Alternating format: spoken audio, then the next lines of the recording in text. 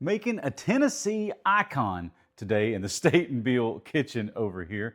The title of this video is true because it's not a sure thing. Can I make Loveless Cafe biscuits at home and actually have them taste good? The reason this is not a gimmick is I can cook, but I am no baker.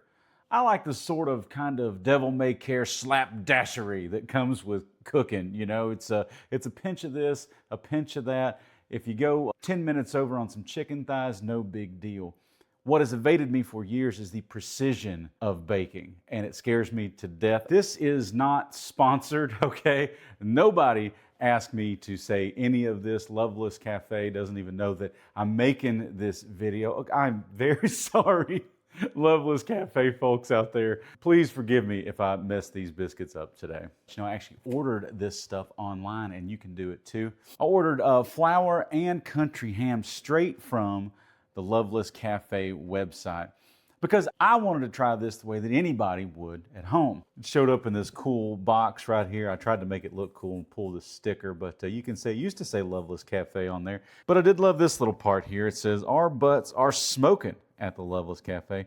Got a pig on there. And we're going to make real Loveless Cafe biscuits and country ham right here in the State Beale kitchen today. All right, let's make some biscuits. First thing we got to know is that this is indeed precision cooking on here. And on the back, it will tell you exactly how much of this mix that you're going to need to make however many biscuits that are in there. They also say that it's better to weigh the flour than to just portion it out in a cup here. Loveless is going to be 75 years old this year. Maybe they already are, but that's a heck of a long time, so I trust them. They also have a bunch of tips on the side of the bag here to help you make some great biscuits. The first one is to use cold buttermilk, cold all in caps, so you know that's important. All right, so first step is we're going to take our good trusty bowl here. We've got our Loveless Cafe biscuit mix. It is already portioned and spooned in there, not just poured in there like a wild maniac that I would be if I were just cooking something. In goes our biscuit mix. Next we'll get our buttermilk.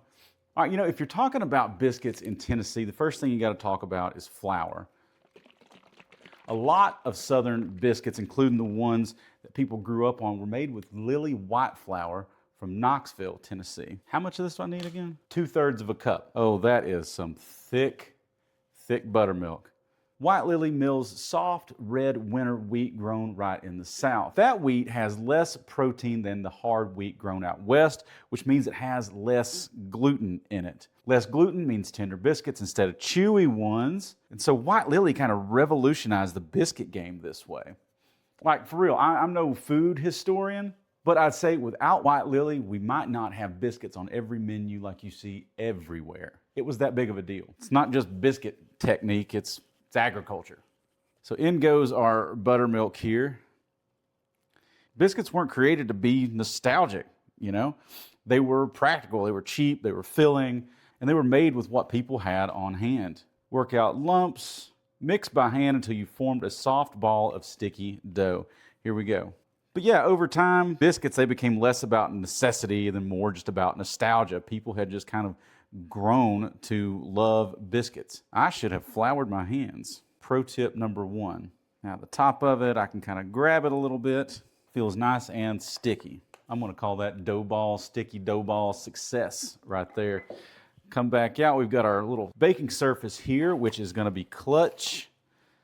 As I realized the other night when me and my son made homemade pizzas for the first time. You know, Loveless didn't start off as some big Nashville institution at all. It was back in 1951 when Lon and Annie Loveless, they were cooking and selling food right out of their house.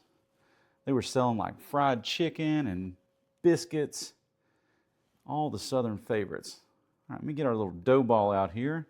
It is well floured on the top. The next step is to gently fold the flour into dough 2 or 3 times so it's not so sticky.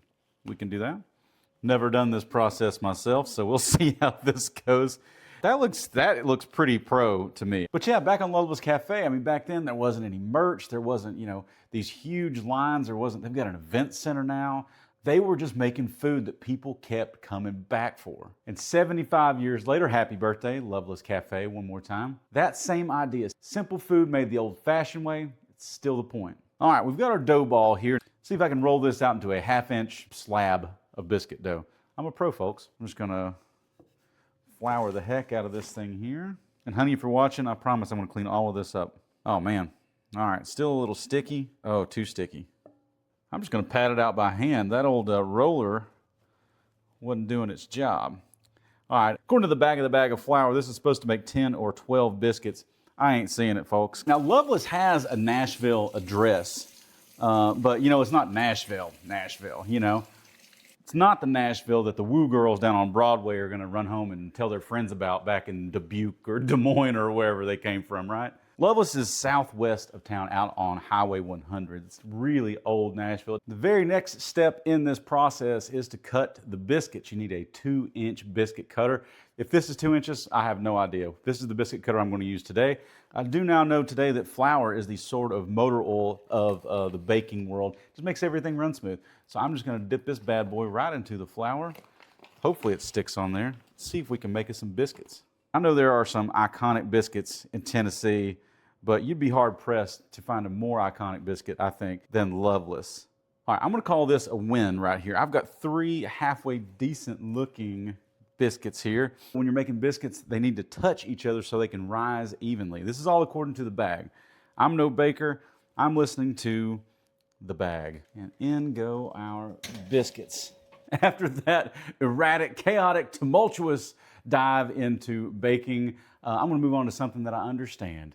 Meat, especially country ham. Loveless's country ham is cured for about 3 months. Long enough for the salt to do its job and for that flavor just to really, really concentrate. This ain't the stuff you eat for Easter. This ain't that spiralized thing you get from the ham store. Loveless Cafe's country ham comes in these really cool vacuum sealed packages here.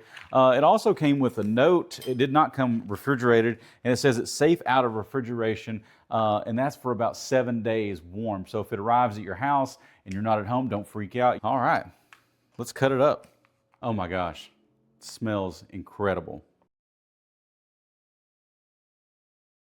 I believe our beautiful country ham is done. All right, biscuits are out of the oven. Are they gorgeous? They are not, but I can tell you it is delicious. Will I get better at making biscuits? You bet I am, because this is worth it. The biscuits are light and fluffy, all those amazing things you want them to be. And they're just so warm. I have not tasted the country ham by itself just yet, and I'm not going to. I'm going to do the way it was intended. Country ham, Loveless Cafe biscuit. Let's have a taste. Oh my gosh, that is a knockout. I can absolutely see why people would drive to Loveless Cafe, have been driving to Loveless Cafe for 75 years to get this biscuit right here. Number one, it's well executed, it's beautiful. The biscuit, the country ham, everything about it, all the textures, all the flavors are exactly right. But you know what this also is? This is a taste of home. If you ever wondered what Tennessee tastes like, that's it right there. All right, folks, that'll do it for this chaotic episode of State and Beale. Look for me next week for a brand new video. Also, please like and subscribe so you can follow along with all of the great Tennessee fun. Thanks so much. Thanks for watching.